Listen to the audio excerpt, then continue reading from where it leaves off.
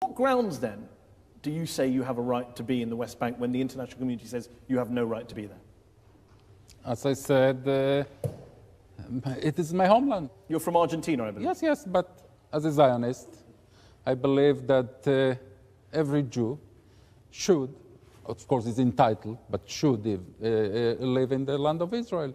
That's, as I said, the national liberation movement of the Jewish people.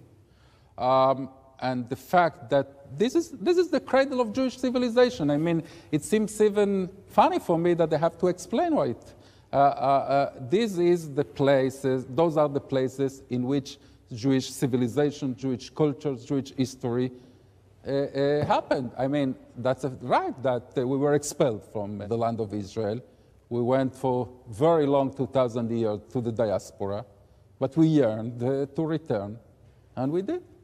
Do you ever feel bad, uncomfortable, guilty even when you see that in order to return, lots of other people had to leave against their will, some of whom are living in refugee camps? Well, I am not sure they had to leave, they left. The fact that there is another ethnic group there, another national group, that feels dispossessed because of that, is tragic. That's the reason the Zionist movement, Israel, accepted partition. The moment they rejected it, I have no remorse towards the Palestinians.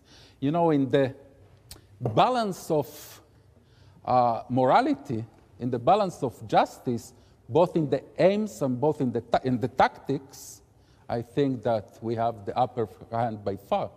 Therefore, no, I don't feel any, remorse or burden on my conscience. You know, this old Jewish joke about the guy that killed his father and then goes to court and asks for clemency because he's an orphan.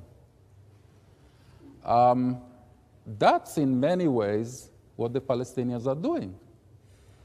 They try to take the whole land by force. Attacks on Palestinian property, on olive groves, okay. Price tag attacks, I believe they're called? Okay, sure. I am the most outspoken person against those things. I think you haven't managed to stop them. It's a moral abhorrence. I really cannot understand why the Israeli police does not succeed in stopping those fringe elements. It's shameful, yes, but the thought that building home is a war crime on someone else's land. It's not someone's land. That's exactly the argument. So the land was all empty. So you just arrived and picked a hilltop. Empty, no. Didn't bother anyone. First of all, yes. Do you really believe this? The populated area of Judea and Samaria is 4 to 5%. Come on, Dani, you know you're being... Again, Mehdi, you cannot... According to Bet Salem's report, based on official data, 42% of the West Bank is controlled by settlers, 60% by the Israeli military. The built area of Judea and Samaria, in which there are settlements, is 3 to 4% of the area. There is plenty of room for millions of Jews and millions of Palestinians in Judea and Samaria. I don't want to displace anyone. I want to bring in a couple of our experts. Garda, two questions, if you can be brief. Dani says Palestinians weren't expelled, including yourself. He also says there's plenty of space for the Palestinians. Deal with those 2 points, please. You know, I tell you, if I took Mr. Dayan seriously, I would be really upset. But the sort of things he's saying are so preposterous and have been shown so clearly to be untrue and to be just cliches in order to justify theft and keeping other people's property. Don't underestimate people's intelligence.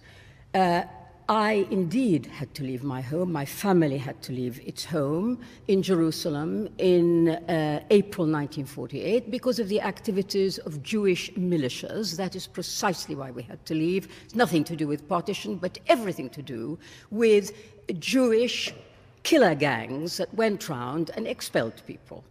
Secondly, you, Mr. Dayan, are living on land, some of which would have belonged to my family because we originate in the West Bank town of Tulkarm. The land of my grandfather and my father and my uncles was taken by Israel, and the settlements that are being built all the time, including yours, are on land that belonged to us and many other Palestinians in the same predicament. So really, you shouldn't be saying this sort of thing. The only reason that you can come out with this preposterous stuff is for one reason and one reason only. Not because you've got a right. You haven't got a shred of a right to my homeland, not a shred. No, no. The reason is that the Israeli army protects you and people like you 24/7. If the Okay, let Dani come back in, and then I want to bring in Sam. You wouldn't be there without the IDF, would you? Well, of course, because of the terrorism of the Palestinians. But, you know, of course, I mean, why do I need protection? I need protection because someone wants to kill me. What you're mixing up is some Palestinians support a one-state binational solution in which Jews and Palestinians all vote. You don't. You don't want to give the Palestinians a vote. No, forget that. I'm asking you. I'm asking you. Do you support a state? Would you live in a state where Palestinians and Jews both vote for a government? I don't support it, but no, you don't want to give the Palestinians I don't support it, but in the context, in the framework of a real negotiations on the final status solution that can be raised on the negotiating table. Right now, to propose that is like saying, look, I tried to kill you, I rejected your compromise, and since I didn't succeed to kill you, and you didn't accept my compromise, let's commit suicide. Your compromise involves you building